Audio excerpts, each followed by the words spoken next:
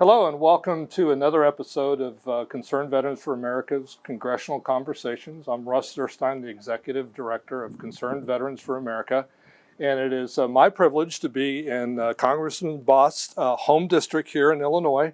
And welcome to our next episode. Thank you for having me, and thank you for everything that your organization does. Well, thank you. Well, tell us a little bit about yourself. Okay.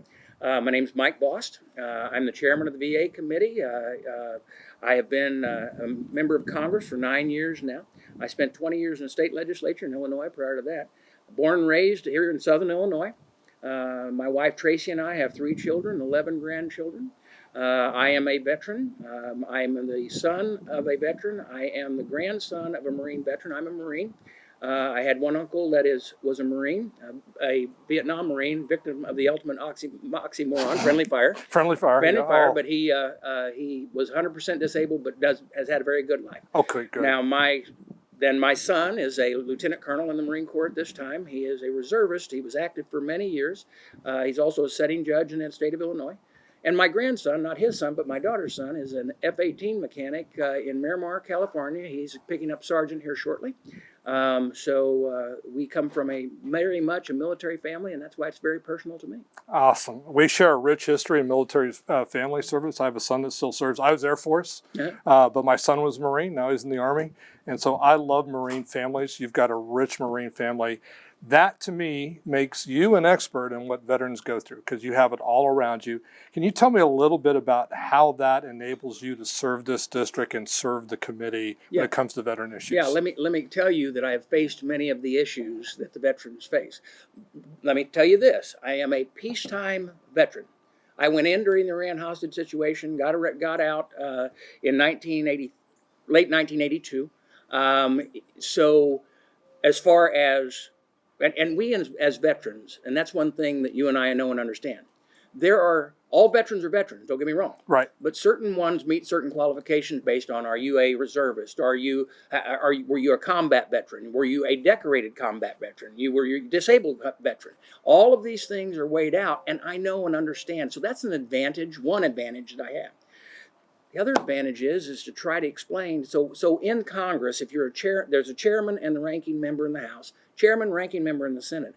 And the thing that shocks me is that of the 4 corners, I'm the only one that's a veteran. That doesn't talk down to the others. It's just there's a very unique perspective you have as a veteran, and as a father of a veteran, and of a son of a veteran, and a grandfather of a veteran. The unique perspectives are a lot of things.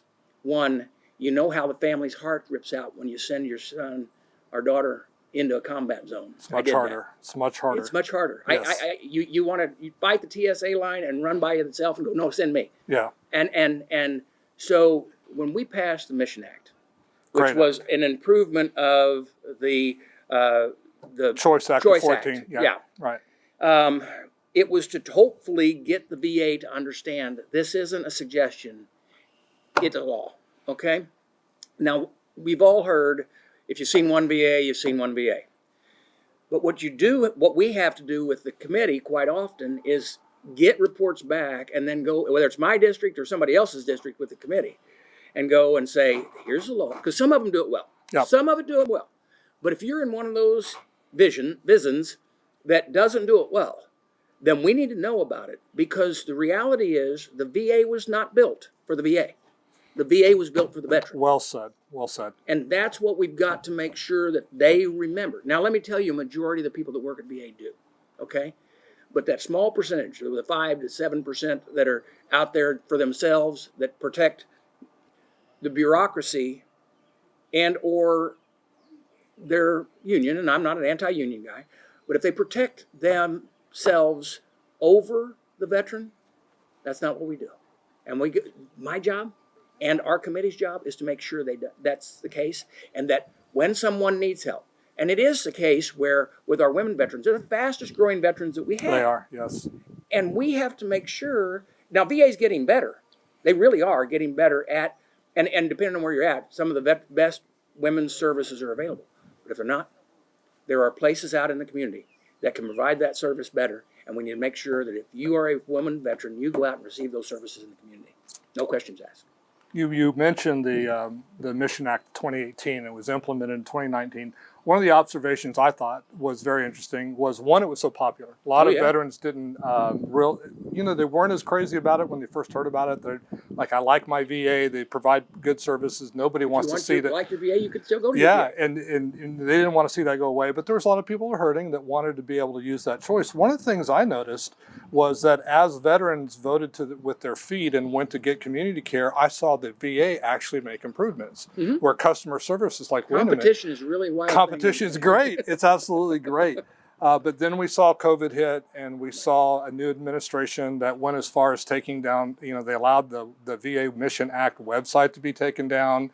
The VA stopped educating on. There's so many veterans that aren't aware what's available through the Mission Act. How do we hold them accountable and say, hey, you need to start following the law? That's our job. The problem is there have been one issue after another that the administration at the VA, and I get along fine with the secretary, I really do, but there's one issue after another that they really think law is a suggestion, and our accountability as the committee to aggressively go after and say, no, you can't do that. You've got to do what we told you to do, and here's the law.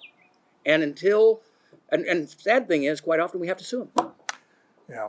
That's hard in today's America to see that. One of the benefits that we promise our young folks when they sign up is we'll make sure that if you serve the country, we'll provide you with a VA loan should you choose to use one. Correct. We'll provide you with the GI Bill or whatever the latest version is, and we'll take care if you get sick or injured in the line of duty. Two of those, the dollars follow the veteran. The power is in the hands of the veteran. I know there's some really interesting choice legislation that's coming through your committee, kind of expanding on what successes are. What are some of your favorite points in thinking about choice and how that can be expanded and what we can do to help in the mental health area? Let me tell this to your listeners. Sure. We do not want to privatize the VA. Sure. But whenever I said it's about the veteran, it's about the veteran. And the veteran should be able to make we've already got the laws there in place. Now, there's other suggestions to try to enhance that, and that's fine. And I'm supportive of make sure that it's up to the veteran on what care they receive, because that's the agreement. And based on, well, let me tell you, with the PACT Act, if you are post 9/11, you're going to be able to receive your health care. That's just as simple as that. Okay. Right. The other benefits are all calculated based on what your disability rating is. You still have to go through all that. But as far as your health care, we don't want to. And the reason why we passed the PACT Act, remember this: we saw too many people die off before we passed the Agent Orange. Yes. And before we passed Blue Water Navy. Yes. We cannot do that with the younger generation of veterans. We've got to know that they need to know that we got their backs. Maybe that might help recruiting in the DOD for a little bit better. I think that's absolutely right. Is there any final things that you'd like to talk about during our interview? We're going to be working on implementing that PACT Act. We still have the electronic health records issue that's going on. Big issue. We put the freeze on it for right now with some guarantee that they're going to get it right before we ever kick it back in, so that nobody's endangered. So there's several issues like that we're working on. And veterans making sure they don't lose their Second Amendment rights when they get a fiduciary. There's some other things like that out there. So we're going to be working on a lot of. Well, we're excited to see the work that you're doing. Excited to see the ability to speed up the wait times. We know how much that impacts mental health care. Right. Folks that have been on medicine for a long time waiting to see a doctor, that condition gets worse and worse. In the PACT Act, somebody that's been exposed to toxic agents and susceptible to getting cancer, delay goes from stage 1 to stage 2 to stage 3 to stage just so delay. Fast. So we can get them in the line. Get them diagnosed, get them in the line, get them treated when it's in the early stages, not when it's, oh, I'm sorry, that's too late now. We want to thank you for being a champion for veterans. We want to thank you for what you've done with the Mission Act, and appreciate you being a part. Thank you. Thank you for joining us today, and we hope that you will stay tuned for the next episodes of Congressional Conversations with CVA. Representative Mike Bost with us today. Thank you, Representative. Good night.